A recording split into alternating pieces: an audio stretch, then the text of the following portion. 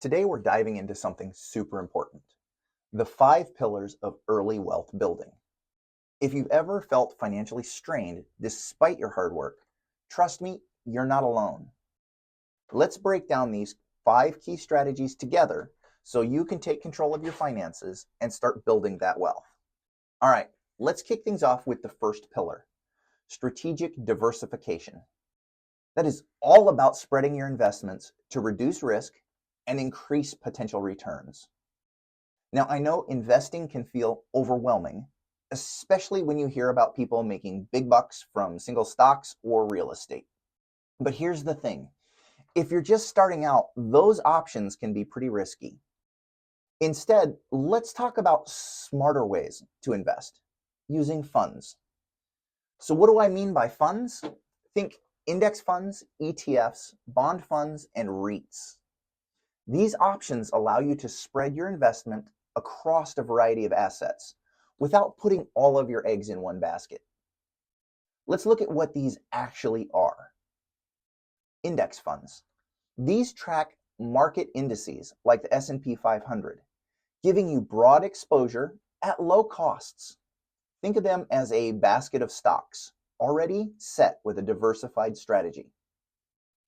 ETFs, they're similar to index funds, but traded like stocks. They're super flexible, and they allow you to buy or sell when you want, not just at the end of the trading day. Bond funds, they're great for stability and income generation, especially as you get closer to retirement.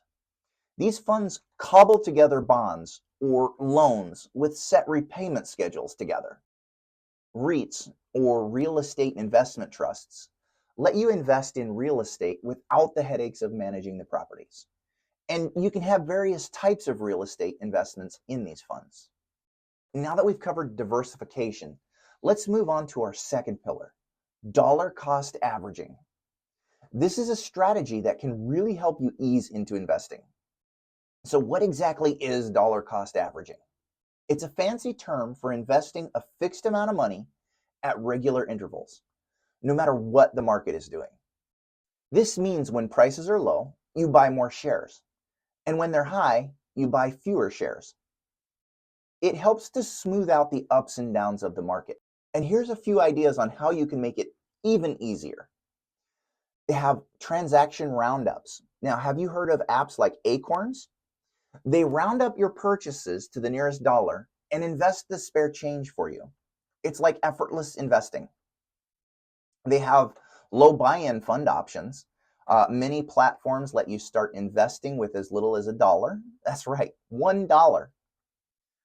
And additionally, they have automatic contributions. You can set it and forget it, automate transfers from your checking account to your investment accounts each month.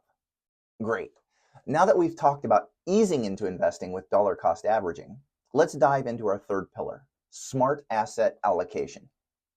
This is crucial for managing risk as you build your wealth. If you're entering the market a bit later in life, your risk tolerance might be lower than somebody who's just starting out in their 20s. And that's totally okay. Understanding your risk tolerance is key when determining how to allocate your assets. Risk tolerance refers to how much variability in investment returns you're willing to withstand. It significantly influences your investment strategy and can be affected by factors like your financial situation, investment goals, and even personality traits. For instance, if you're naturally cautious or have significant financial responsibilities, you might prefer safer investments like bonds or money market funds. A strong bond position can mean lower risk overall. Bonds provide stability and regular income, exactly what you want as retirement approaches. And speaking of managing risk, let me introduce you to target date funds. What are they? These funds automatically adjust their asset allocation based on your target retirement date. They start with more aggressive investments and gradually shift towards safer options as you get closer to retirement. Think of it as a smooth ride towards your financial goals. Now that we've discussed how to allocate wisely based on your risk tolerance, let's focus on how to maximize your retirement accounts. This is where things get really exciting. Retirement accounts are crucial for building wealth, especially if your employer offers a matching contribution. If they do, don't leave that money on the table. Here's what you need to do. Know the details about your plan and make sure you're contributing enough to get the full match. It's free money. And don't forget to set up automatic contributions so that you're consistently investing without even thinking about it.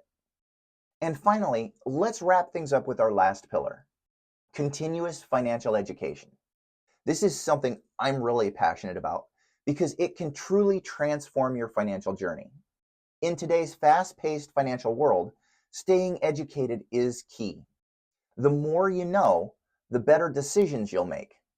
Start by reading some great financial books like The Total Money Makeover by Dave Ramsey or I Will Teach You to Be Rich by Ramit Sethi. Follow experts on social media or subscribe to podcasts that resonate with you. Look for workshops or webinars that cover topics you're interested in. And consider joining an investment club where you can learn from others. So there you have it, the 5 pillars of early wealth building. You can take significant steps towards achieving financial security. Now, if this video helped you out today, please give it a thumbs up and hit that subscribe button for more practical advice. I'd love to hear from you in the comments. What strategies are you using to build wealth? Until next time, keep learning and growing.